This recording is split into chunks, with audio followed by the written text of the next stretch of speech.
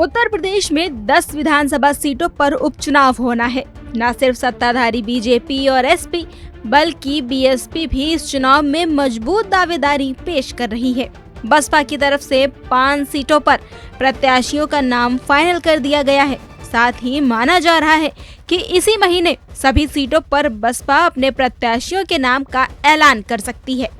कुल मिलाकर कहने का मतलब सिर्फ इतना है कि बसपा सुप्रीमो और उनकी पार्टी चुनाव के लिए पूरी तरह तैयार है। यूपी में 10 विधानसभा सीटों पर होने वाले उपचुनाव की तारीखों का ऐलान कभी भी हो सकता है।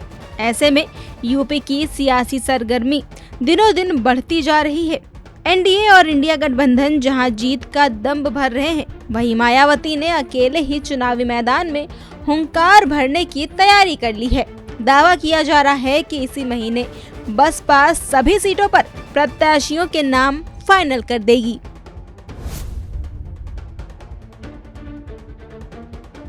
बसपा ने मुजफ्फरनगर की मीरापुर सीट से शाहनजर को प्रभारी बनाया है। यही पार्टी के उम्मीदवार भी होंगे।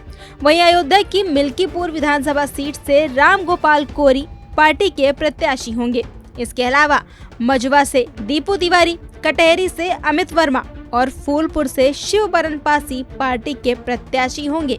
पार्टी के इन नामों की चर्चा विधानसभा में चल रहे कार्यक्रम के दौरान की गई है। इन्हें विधानसभा प्रभारी भी बनाया गया है। जल्द ही आधिकारिक सूची भी जारी हो जाएगी।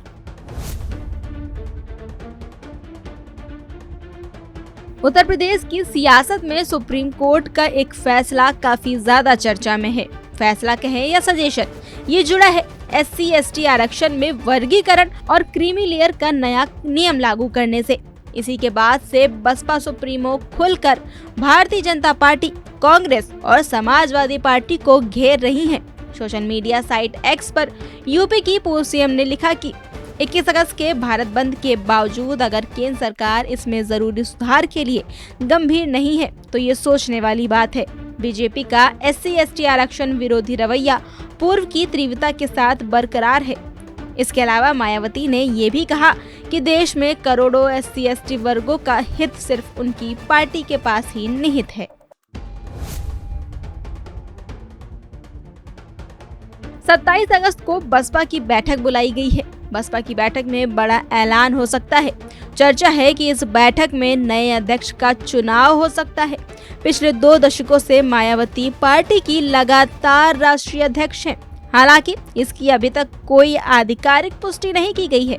बसपा में हर 5 साल पर राष्ट्रीय अध्यक्ष का चुनाव होता है। 2019 में मायावती को बहुजन समाज पार्टी का राष्ट्रीय अध्यक्ष चुना गया था। वहीं अब माना जा रहा है कि पूर्व मुख्यमंत्री मायावती को फिर से राष्ट्रीय अध्यक्ष चुना जा सकता है। लेकिन इसी बीच चर्चाओं का दौर भी जारी है। तमाम कयासबाजियां चल रही हैं।